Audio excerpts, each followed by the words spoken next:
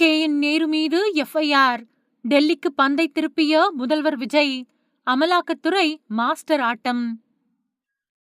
நேரு மீதான வேலைக்கு பணம் அப்படிங்கிற முறைகேடு புகார்ல மாநில லஞ்ச ஒழிப்புத்துறை எஃப்ஐஆர் பதிவு பண்ணியிருக்கிறதா சென்னை உயர்நீதிமன்றத்துல புதிய அரசு அதிகாரப்பூர்வமா தெரிவிச்சிருக்கு.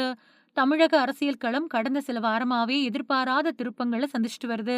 2026 சட்டமன்ற தேர்தல்ல மாபெரும் வெற்றி பெற்று தமிழக வெற்றிக் கழகம் சார்பில் முதலமைச்சரா பொறுப்பேற்றிருக்கக்கூடிய ஜோசப் விஜய் தன்னோட நிர்வாகத்துல அதிரடி நடவடிக்கைகளை மேற்கொள்ள தொடங்கியிருக்காரு. இதோட முதல் முக்கிய நகர்வா முன்னாள் நகராட்சி நிர்வாகத்துறை அமைச்சர் நேரு மீதான வேலைக்கு பணம் முறைகேடு புகார்ல மாநில லஞ்ச ஒழிப்புத்துறை எஃப்ஐஆர் பதிவு பண்ணியிருக்கிறதா சென்னை உயர்நீதிமன்றத்துல புதிய அரசு அதிகாரப்பூர்வமா தெரிவிச்சிருக்கு. இந்த நடவடிக்கை தமிழக அரசியல் சதுரங்கத்துல முதலமைச்சர் விஜயோட சாணக்கியத்தை வெளிப்படுத்துது. முன்னாள் அமைச்சர் மேல எஃப்ஐஆர் பதிவு செய்யறது மூலமா அவர் பந்த மத்திய அரசோட அமலாக்கத்துறை பக்கம் திறம்பட திருப்பியிருக்காரு. இப்போ முழு கவனமும் அமலாக்கத்துறையோட அடுத்த கட்ட நடவடிக்கைகள் மேல திரும்பியிருக்கு. போன திமுக ஆட்சியில நேருவோட சகோதரர் ரவிச்சந்திரன் அவர் தொடர்புடைய இடங்கள்ல அமலாக்கத்துறை நடத்தின சோதனையில நகராட்சி நிர்வாகத்துறையோட 2538 பணியிடங்களை நிரப்ப 634 கோடி லஞ்சம் கைமாறினதா டிஜிட்டல் ஆதாரங்கள் கிடைச்சதா சொல்லப்பட்டுச்சு. 232 பக்கங்கள் கொண்ட விரிவான ஆதார கோப்புகளை அமலாக்கத்துறை மாநில அரசுக்கு அனுப்பி இருந்தும் முந்தைய அரசு எஃப்ஐஆர் பதிவு செய்யாம காலம் தாழ்த்தி வந்தது. சென்னை உயர்நீதிமன்றம் உடனடியா வழக்கு பதிவு செய்ய உத்தரவிட்டும் மறு ஆய்வு மனுக்கள் மூலமா முட்டுக்கட்டை போடப்பட்டது.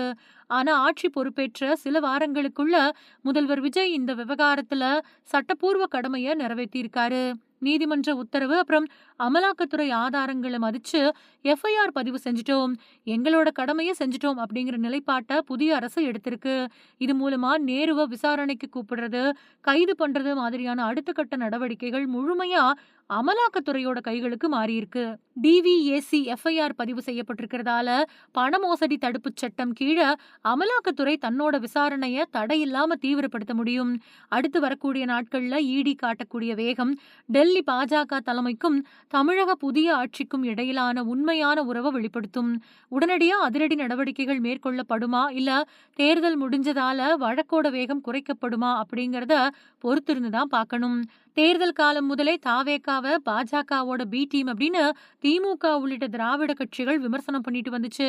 இப்போ நேரு விவகாரத்துல டிவிஏசி எஃப்ஐஆர் அப்புறம் அமலாக்கத்துறையோட சாத்தியமான நடவடிக்கைகள் தமிழக அரசியல்ல உண்மையான பி டீம் யாரு அப்படிங்கறத உடைக்கும் அப்படிங்கிற எதிர்பார்ப்பு எழுந்திருக்கு. அமலாக்கத்துறை திமுக மூத்த தலைவர்கள் மேல அடுத்தடுத்து நடவடிக்கை எடுத்தா புதிய அரசும் மத்திய அரசும் இணைஞ்சு செயல்படுறதா திமுக குற்றச்சாட்டு எழுப்பலாம்.